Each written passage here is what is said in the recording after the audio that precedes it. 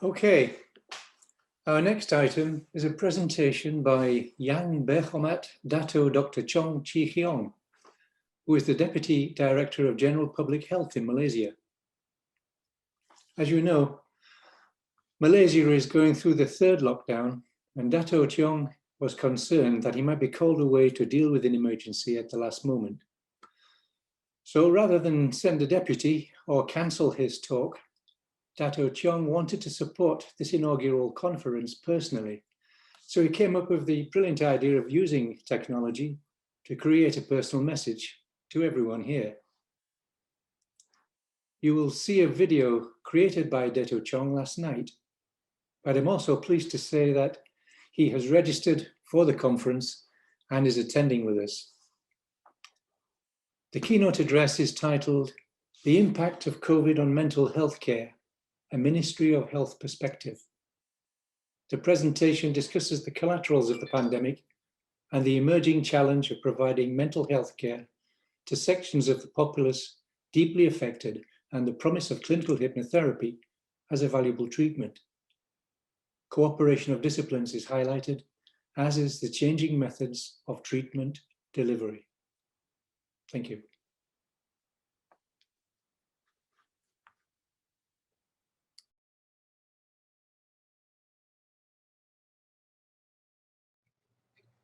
Honorable Mr. Peter Mabu, President of the British Society of Clinical Hypnosis, Ms. Sheila Menon, President of the Asia Pacific Society of Clinical Hypnosis, Dr. Muhammad Dewa Abdullah, President of the Malaysian Society of Clinical Hypnosis, officials from the Ministry of Health Malaysia, speakers and panelists, doctors and practitioners, fellow participants, ladies and gentlemen. A very good morning to our colleagues in UK and the US, and good afternoon to our Asia delegates. Firstly, I would like to congratulate the British Society of Clinical Hypnosis and Asia Pacific Society of Clinical Communications and Hypnosis, as well as the Malaysian Society of Clinical Hypnosis for the initiative in organizing this inaugural international virtual conference in clinical hypnotherapy. This conference has brought together medical and healthcare professionals and clinical hypnotherapists who have been doing such excellent work supporting patients in this time of crisis. I'm delighted to see more than 400 international colleagues, most of whom are trained or practicing clinical hypnotherapy, gathered here to share and learn from the experience of working both physically and virtually to help patients wherever they are during this crisis. The increased demand and need for mental health care crisis intervention places mental health care firmly on the table for discussion. Thus, the theme of Your Mind Matters is very relevant today, and is no longer a health issue that takes second place to other diseases. Once we start talking about mental health, there will be a normalizing benefit for the great many people who are affected personally or see a family member crushed by mental health issues. Since the beginning of last year, the entire world was faced with the devastating COVID-19 pandemic. The first wave of COVID-19 infection in Malaysia started on the 25th of January 2020 with only 22 cases. There were 11 days when we had no cases from the 16th to the 26th of February 2020. The second wave began on the 27th February 2020 and subsequently the third wave, which began on the 20th of September 2020 and lasted until now. The COVID-19 pandemic took all nations by surprise, and no one country has been spared. Healthcare systems around the world were forced to rally in order to meet the surge of COVID-19 patients. But as we have learned, when resources are directed to avert national disasters, they are naturally diverted away from a holistic health approach. It is important, therefore, as we emerge from this acute phase and begin to move forwards to the new normal, that we also address the needs of the patients requiring non-critical healthcare services, particularly that of mental health care. As we are going through this global crisis, another hidden pandemic that has surfaced is that of mental health, a disease that has been emerging during the last decade. Countries around the world are not spared from the impact of COVID-19 on the emotional and psychological health of its people. Mental health issues have increased around the world, with mental health care agencies reporting between 37 to 70% demand on services. Waiting lists that were stretched before the crisis, with patients waiting for mental health care services, are being stretched even further. In Malaysia, the National Health and Mobility Survey 2019 showed approximately 500,000 individuals aged 16 years and above suffering from depression. In addition, between January to December 2020, the data from the Ministry of Health showed 1,080 cases of self-harm being admitted to government hospitals. Meanwhile, the Royal Malaysian Police announced another alarming and shocking statistics, revealing an increase in 2% in the number of suicides from 609 cases in 2019 to 631 cases in 2020. Generally, the COVID-19 pandemic has brought two risks. One, the immediate crisis caused by people trying to survive the immediate impact of the pandemic. And second, the hidden risk, which will come when people are struggling to adjust to the new norms.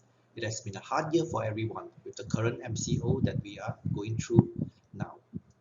Society will be at risk of social isolation, insecurity, and uncertainties. There will be tragic life events such as loss of loved ones, loss of livelihoods, which brings about anxiety, depression, and other emotional challenges. Many people, including the frontliners, struggle to cope with the pandemic, and the mental health care clients have needed emotional support. This is also reflected in the calls received at the psychosocial support helplines established since the beginning of COVID-19 pandemic, such as the Helpline Ministry of Health Mercy Malaysia, Helpline Kasih, and Helpline KSK Care of JAKI. Collectively, a total of 101,000 calls were received between the 1st of January to the 21st of May 2021. Of this, 91% needed emotional support or counseling.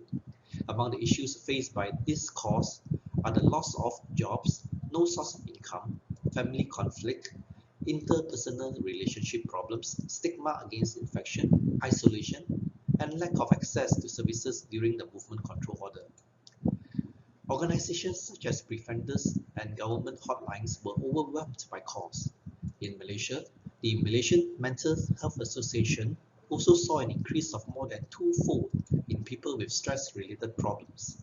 And as you will attest, there has been no different in other parts of the world. Ladies and gentlemen, comprehensive public health pandemic strategies are required to provide universal screening, anti-stigma campaigns, and health equity focused access to mental health care, with special efforts focused on the needs of high-risk populations.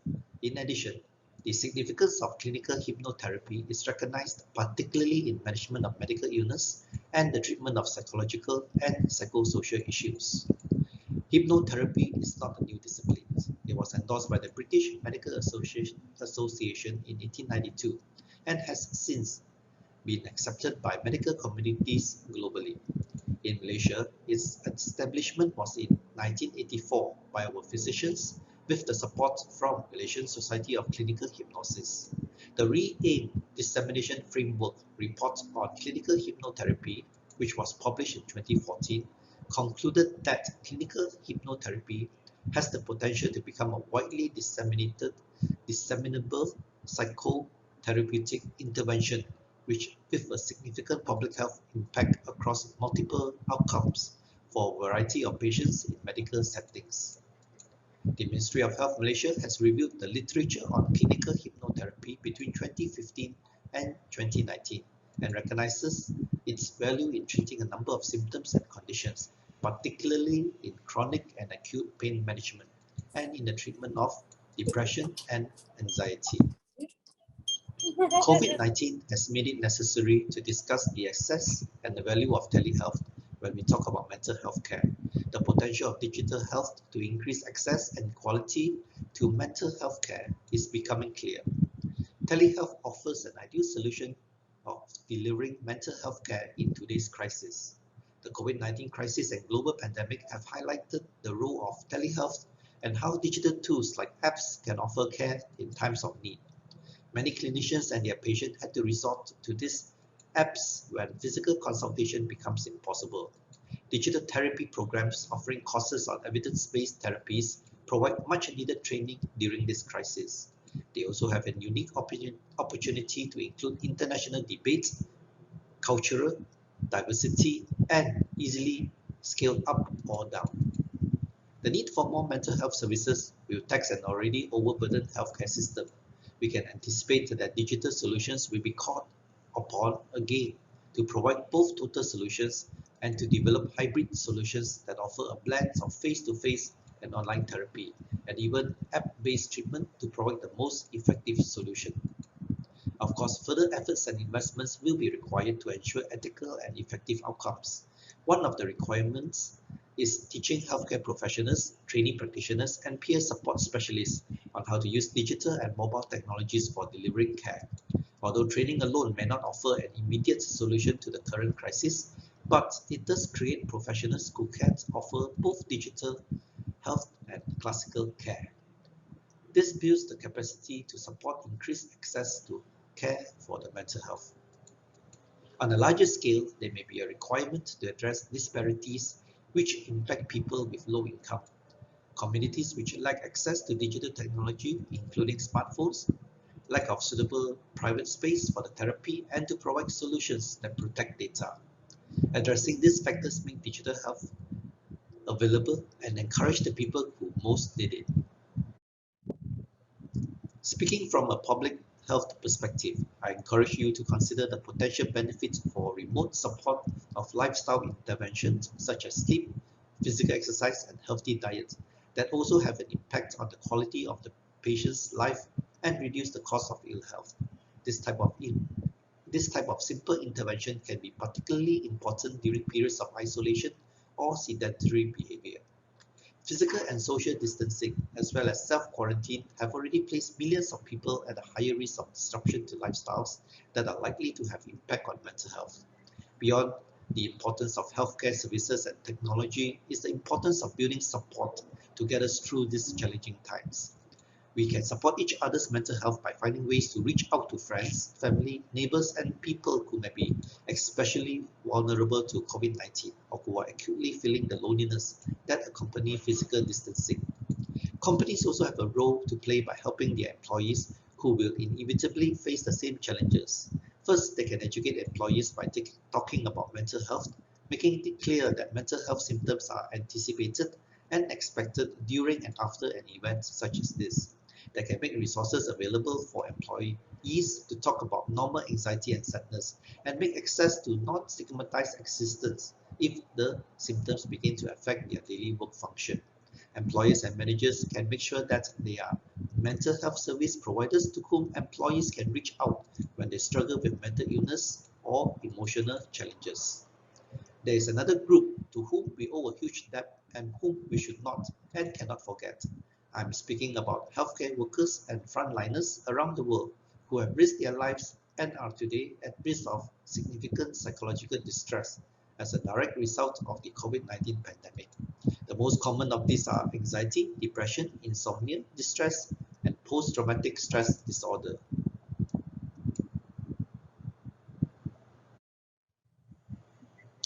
The Ministry of Health applauds the London School of Clinical Communication and Hypnosis and the London College of Clinical Hypnosis, Asia, for the successful initiative in the development of the LSCCH Therapy Center.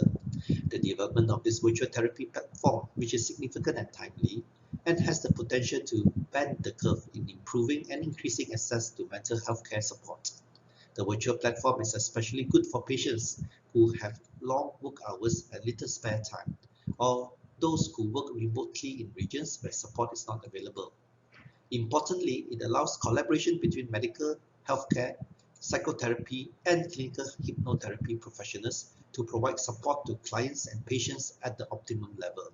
This effort has become part of the narrative, not just how for digital health is used today, but the future and continued development of best care practices. Finally, I would like to congratulate the participants and speakers for their hard work during this pandemic and the help you have offered the many different people around the world. Congratulations to the organizing committee for successfully conducting the event, and special thanks to Malaysian doctors and practitioners of clinical hypnotherapy who are contributing to the global knowledge of this discipline. All of you make this conference more meaningful by your efforts to be here today. With this final remark, I officiate the inaugural International Virtual Conference in Clinical Hypnotherapy 2021 and the initiative of the London School of Clinical Communications and Hypnosis and the London College of Clinical Hypnosis Asia by declaring the launch of the LSCCH Therapy Centre for both virtual and in-person therapy. Thank you.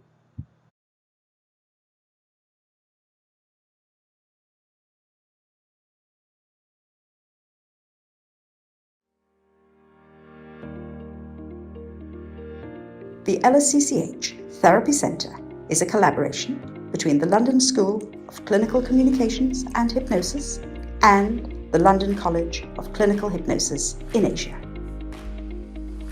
It is supported by the British Society of Clinical Hypnosis and the Asia Pacific Society of Clinical Communications and Hypnosis. The centre provides a safe and confidential virtual therapy space, offering clinical placement for new therapists, a career pathway for practicing clinical hypnotherapists, and support for frontliners and people who've been affected by the pandemic. It is with great pleasure we declare the LSCCH Therapy Centre open. Introducing the LSCCH Therapy Centre. The Therapy Centre is accessible anywhere and at any time. We have a growing number of therapists in the UK, Malaysia, and in Singapore, so you can be sure that you'll meet a therapist who's culturally sensitive and can probably work in your preferred language. We believe that together we can and will make a difference to the people we care about. Our commitment is to bring kindness to others at a time of trouble.